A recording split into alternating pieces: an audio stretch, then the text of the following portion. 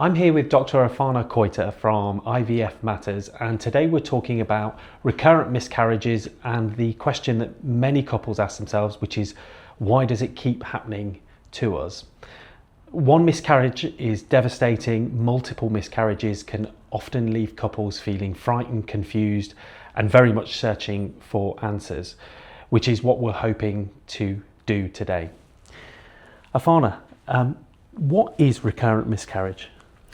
So when a couple lose, two or more pregnancies, that condition is defined as recurrent miscarriage, and it affects about 1% of couples.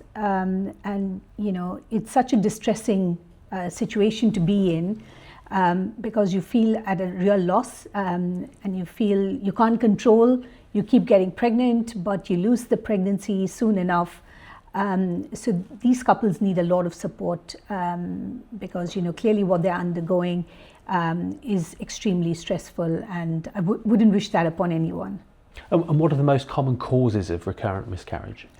So there are many reasons why a couple may be miscarrying. Chromosomal abnormalities are generally the most important ones. Female age does play quite an important role. So the first step is to try and understand if there are any chromosomal problems, but sperm health plays an equally important role. Then it's other conditions like thyroid dysfunction. It could be to do with the uterus, where there's scarring within the uterus, or even immune problems. So there are multiple reasons, and you just have to try and understand what it is and try and address it. Are there tests that patients can have to try and identify this? Of course, certainly. So if someone comes to me and says, I've had 2 or more pregnancy losses, first of all, I'll take a very detailed history to see if there's anything in the lifestyle. But when it comes to testing, both partners need to be tested. So for the women, it's checking her chromosomes. It's making sure that her ovaries are working well. It's about her uterine cavity. Are there any problems within it? Is there scarring? Are there fibroids or polyps? Her thyroid needs to be assessed. Men also need to be investigated, so the partner's chromosomes need to be checked, and the sperm quality in terms of the analysis and the DNA quality of the sperm. So it's an approach which includes both partners, and then once you've got all the results, and if all of these standard tests look okay, you may want to embark on tests such as checking the immunity of the lady as well. What is pre-implantation genetic testing, and can it help? So it's effectively taking cells that make the embryo and biopsying them, sending them to the laboratory to try and understand the chromosomal makeup. Now we know that one of the commonest reasons why a couple would miscarry are because the chromosomes within the embryo are not correct. So this form of treatment involves undergoing ovarian stimulation, collection of the eggs, creating embryos in the laboratory, and then sending cells that make up the embryo for testing, so that we can then select the embryo which is likely to give the best chance based on scientific information which is likely to reduce the risk of miscarriage. So although it can't eliminate the risk, it can certainly reduce the risk because we're selecting the embryo which is chromosomally normal.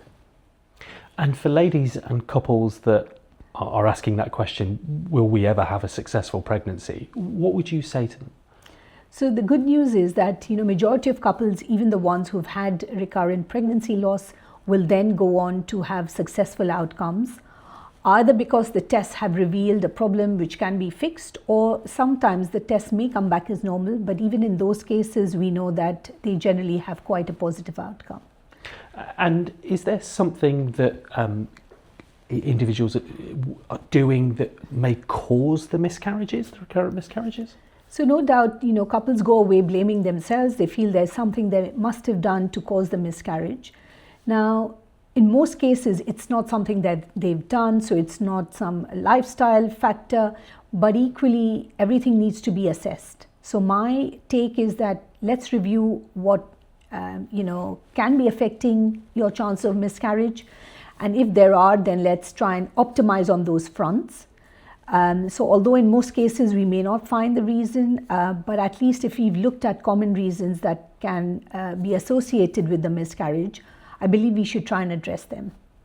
And for individuals or couples who are experiencing recurrent miscarriages, what treatments are available for them?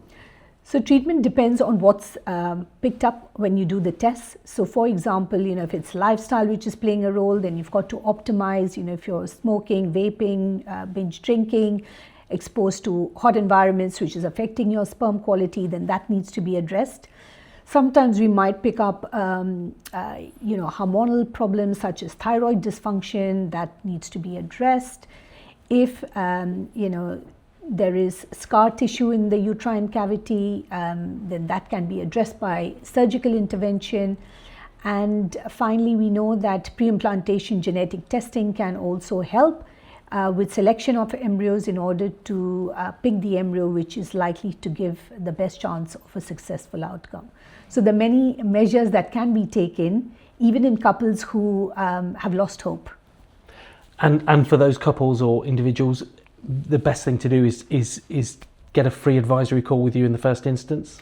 I think that's a nice first step because there's no obligation. You get to know us, and if you feel that we are the right fit, then you know that you can get started.